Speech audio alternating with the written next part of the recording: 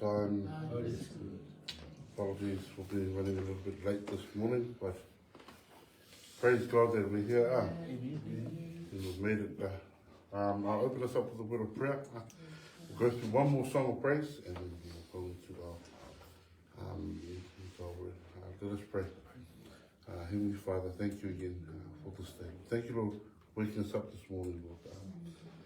We commit today to you, Lord. We pray for this day, Lord. We thank you again, Lord, for the opportunity to fellowship together, Lord, and praise you and glorify your name. We love you, Lord, and we say this through your Son, our Lord and Savior, Jesus Christ. Amen.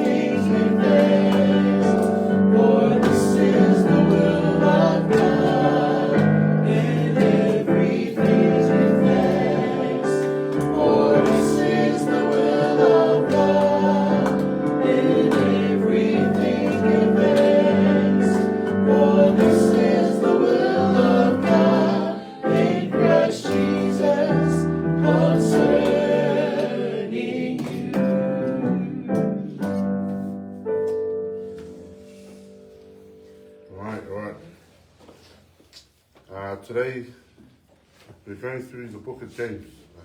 It's been a while since we've gone through James, so today I'll do a slight summary.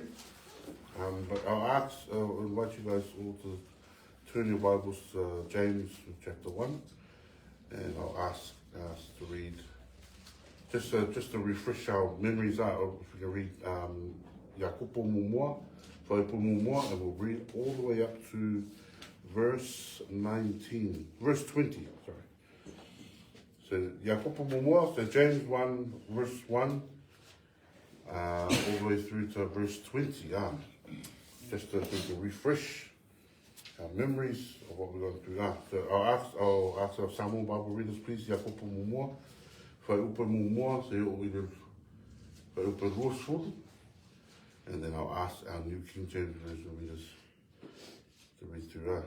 So our Samoan Bible readers, Yakupo Mumua, Whai Upa Mumua, so Whai Upa Ruosful, Ia. Ole Yakupo, ole auna le tua mare rio Yesu Kristo. O Lauifata tu aina se furu mare ua, o fasara la wina. O soe, ia o tau marata, ole me fia telia, ra maua o tau tofo mai sesi. Ina o tau iloa, ole tofo ina o lo tau fatua tua, e tupu ai leo sai. Ia toa na wema o sai. Ina ia toa ai, ma ia sao o na lia ia toa. Ia le sese le tasi ia te mai. Ai a whai mo le ese poto I so toa. Ina ole atu ia le toa. O le fua I te le mai tamata uma ma le le tatau. O na fua ina mai ai ia te ia. Ai ole atu ma le whaatu tua. Awala le masau salo, awala le masau salo, tu saia mare pea o sani, o so matana, a vera fora foina. Awala le manatu le tamatana, te mau sime tasi mai le. O le tata whaka tolo tolu ai, whaka le tu mau ia i ona uma. Ia o i hori au sa tima, ina ua wha maura na ina o ia. A o na ua, ia o i hori o ia ina ua wha maura o ina. A wae mawai atu ia pe o fungo la au. A wae pe a wae li la mana melela, no na mai ia o la. Ma lili fōi o na funga, ma ua wha o na tia o na ngata mo fie. Whapea fōi o na mai atu o tangata mo ua i o na hala. Ma ia tangata o e o sai i wha so songa. Wa a ua na tofo ina, e ma ua e e pare o ola. Fora ina mai e le ri e a ua whātu i a te ia. A wha so ina se tasi, a ua whapea, o wha so ina o mai e tua. Wa e le whai o wha so ina o le tua i mea le ana. E le wha so atu fōi i a se tasi. A ua te tasi o wha so ina. Pe a tō sina mai mai ia le o na anga tūnau. Pe a tōre tūnau, o na whanau mai ia le o na sāra. Ana tua le sāra, o na whanau mai ia le o na masi. O uso pele, a ua ne si tō. Me lene le mai fō i na fua mai. A tō me a lofa o mai a tō tō o le. Mai i mana mai ia. Ia luifo mai le tamau mana malama. Le leo ia te ia se me a ratu tamau. Po sina ni mititi. O nore na alo whana wai tātou. Ine ia whai tātou whakapoporo ana lawa mea whai. Le le, o uso le, ia te tasi tamata whatai se le whamalolo. Ia whai se se o tātou. I le whae se lesi o neita. Wai le tupu le a me tonu mai le tua i te hito tangata. Amen. Well, Pastor John, refresh our memory now. Ask our New King James Version readers, please. James, a bond servant of God. Yeah. James, a bond servant of God and of the Lord Jesus Christ. To the 12 tribes which are scattered abroad, greetings. My brethren, count it all joy when you fall into various trials, knowing that the testing of your faith produces patience. But let patience have its perfect work, that you may be perfect and complete, lacking nothing. If any of you lack wisdom, let him ask of God, who gives to all liberally and without reproach, and it will be given to him. But let him ask in faith, with no doubting, for he who doubts is like a wave of the sea, driven and tossed by the wind. For let not that man suppose that he will receive anything from the Lord. He is a double-minded man, unstable in all his ways. Let the lowly brother glory in his exaltation, but the rich in his humiliation, because as a flower of the field he will pass away. For no sooner has the sun risen with a burning heat than it withers the grass, its flower falls, and its beautiful appearance perishes. So the rich man also will fade away in his pursuits. Blessed is the man who endures temptation, for when he has been approved, he will receive the crown of life which the Lord has promised to those who love him. Let no one say that he is tempted. I am tempted by God. For God cannot be tempted by evil, nor does he himself tempt anyone. But each one is tempted when he is drawn away by his own desires and enticed. Then, when desire has conceived, it gives birth to sin, and sin, when it is full grown, brings forth death. Do not be deceived, my beloved brethren. Every good gift and every perfect gift is from above, and comes down from the Father of lights, with whom there is no variation or shadow of turning. Of his own will, he brought forth us by the word of truth, that we might be kind of first fruits of his creatures. So then, my beloved brethren, let every man be swift to hear, slow to speak, slow to wrath, for the wrath of man does not produce the righteousness of God. Amen. The opening passage of James instructs the believers to maintain trust in God even during hard times. In fact, believers are to consider their hardship as joy, since trials are how God strengthens our faith. Verse 2 and 3 of this chapter, he encourages the brethren to count it all joy when you fall into various trials. James encourages Christians to embrace these trials, not for what they are, but for the outcome God will accomplish through them, knowing that the trials in our lives produce perseverance or steadfastness. He then describes two different believers in verse 9 and 11 and gives a perspective from both sides. One of that who is of a low degree or low circumstance, and one of that who has wealth or is rich. James explains that the rich Christians should take pride in their humiliation because they are significant, not because of their earthly wealth, but because as Christians they are children of God with a place in eternity. And for the poor believer to trust in the wisdom of God for the vastness of wealth he has in Christ and all that is awaiting him in heaven. James then goes on in verse 12 to explain loving God under these trials, telling his readers, blessed is the man who endures temptation.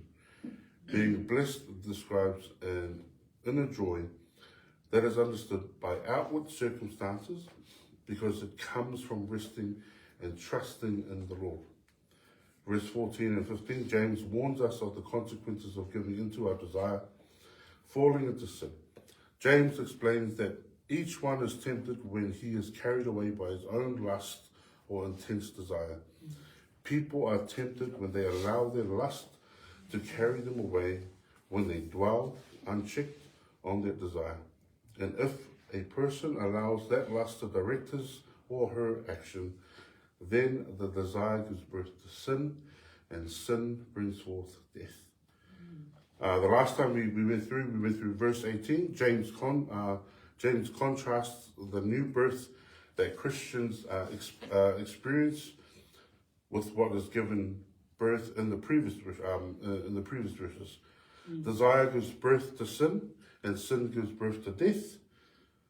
God, in contrast, gives birth to us, his redeemed, sanctified children. Sin brings forth death, but God brings forth life by the word of truth. We are the first fruits of his creatures. First fruits was an Old Testament expression referring to the first and best harvest which God accepted as a sacrifice. Giving God that initial crop was an act of faith that he would fulfill his promise of a full harvest to come. In the same way, believers are the first evidence of God's new creation that is to come and enjoy presently in their new life a foretaste of future glory as regenerated sinners through the power of his word. Which brings us to today's passage, verse 19 and 20. This raises the question of what it means to remain faithful to God and to continue to trust him even when trials of life come our way. Those who trust God continue to obey him through the understanding of his will and his word. Verse 19. James begins to describe what that obedience looks like. Today's passage describes the qualities needed in these trials and is quite a common and well-known passage. James encourages the brethren to be swift to hear, slow to speak, slow to wrath. In today's verse, believers are to respond positively to Scripture and eagerly pursue every opportunity to learn and know God's will better. Being swift to hear, quick to listen. 2 Timothy 2, verse 15, Paul encourages Timothy to be diligent in presenting himself approved by God, not to be ashamed, and rightly divide the word, encouraging us to do also. But at the same time, today's verse cautions us to be slow to speak. Don't rush to becoming a preacher or a teacher. Know God's word before we blurt out everything that comes into our hearts and into our minds. Matthew 12, verse 34. Jesus says, speaking of the fruit of a believer, brood of vipers, how can you, being evil, speak good things? For out of the abundance of the heart, the mouth speaks. Also in Proverbs 10:19, in the multitude of words, sin is not lacking. But he who restrains his lips is wise. James warns us of the tongue here, and later in chapter 3, and how such a small part can defile the whole body. James 3, verse 6. And the tongue is a fire, a world of iniquity. The tongue is so set among our members that it defiles the whole body and sets on fire the course of nature, and it is set on fire by hell. James 3, verse 6. James continues to teach the believers to be slow to wrath or slow to anger. And verse 20 is the result of that wrath. For the wrath of man does not produce the righteousness of God. Everything God feels and expresses is righteous, including his anger. Human anger, by contrast, is nearly always an expression of human selfishness, fear, or desire to control the world around us. So let us be reminded by James, let us be swift to hear, slow to speak, slow to wrath.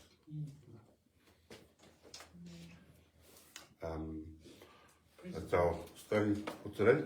I'll hand it back over to Fred to take us through another word, our song of praise, and then we'll go into a time of silent prayer. But if can I ask the brethren to please pray for our church, pray for our brethren who are traveling, who will be traveling soon. Pray for. Give thanks for the year that's gone, and also if we can pray for the year to come. Well, yeah, if I can hand it over to